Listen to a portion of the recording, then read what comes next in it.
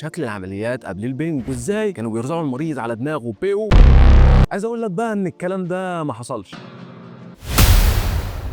بعد دقايق هنشوف سحر خيالي ما كناش نتخيله. مفيش حاجه اسمها بنج اصلا. طب ايه كلمه بنج وجات منين وليه بنقولها على كل المواد المستخدمه في التخدير؟